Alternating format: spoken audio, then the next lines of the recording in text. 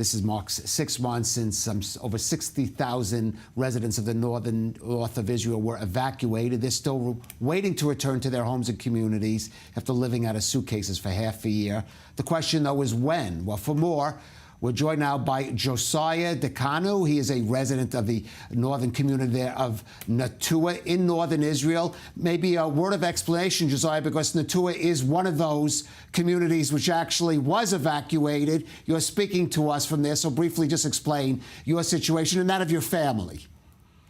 Right. So I was evacuated on October 16th with my family. However, both of my son-in-laws and my son were called into active duty on October 7th, like by 9 a.m. And they weren't called into active duty to go to Gaza, but to guard these borders, which is right behind me, like 1 mile behind me. So I was evacuated with my family. However, I come up here because my sons are up here. I come up and I help the Kitat Konanut, which is the city or civil defense force under the military. Yeah. And so, and you know, if my son's going to be up here, I come up here. And also I have to say that, you know, this is our home, and it took me 40 years to get here. The people of this town are amazing. They took us in like none other.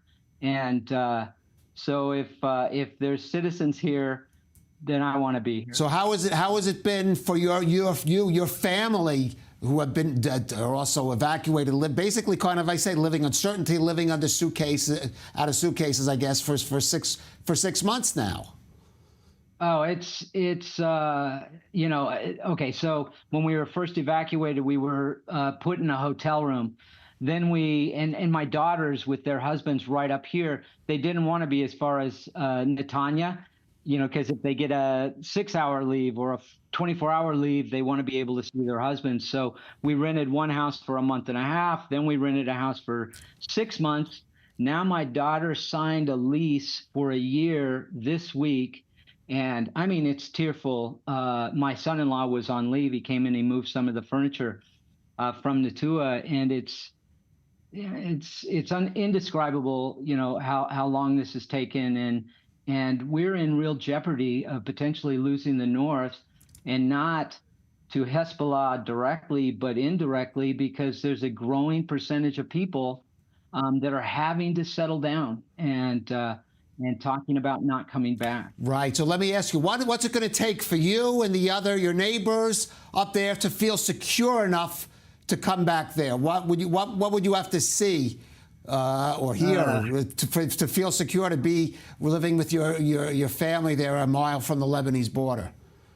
You know, that's a controversial kind of question. You know, at the beginning, you know, everybody up here is tired of being in hotels or being away from their home and being impacted on their income.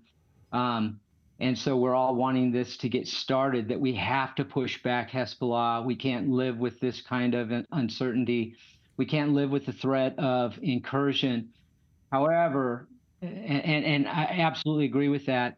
I was sitting with some soldiers. There's soldiers that come in, you know, often, and I was having coffee with them, and I'm talking to them, and they're joking around, and I'm wanting to picture them. You know, they're sitting there holding their coffee and smiling, and I'm sort of taking these snapshots of them. I didn't know them before this, and then all of a sudden it sort of hit me. These snapshots were too familiar to the before photos that we put out of fallen soldiers. And, you know, it's like, I would gladly give up my home so that those guys can go home. On the other hand, we know our neighbors, and we know that, you know, let's say all of Israel said, okay, we'll give up Metula, Netua, and Shlomi. Okay, we'll give up Kiryat Shimona. 6 months from now, we're going to have to do a cost analysis on Akko, and 2 years from now on Haifa. Right. And so it's inevitable, in my opinion. I don't think diplomacy is going to work with the folks that we're dealing with on the other side of that wall that is like less than a mile behind me. I think the only way is we're going to have to create a new form of security up here, and that's going to require some cost. All right. You know what I mean? Josiah, however it's resolved, we wish that you and your family will be reunited in your home up there in really one of the most beautiful patches of a stretch of territory in Israel. So we hope to see that you all back there one day. Josiah DeCano, thank you for joining us on I-24 News. Thank you for having us. The whole town is appreciative that you're giving our perspective out there to the world. So thank you. We appreciate it. Thank you.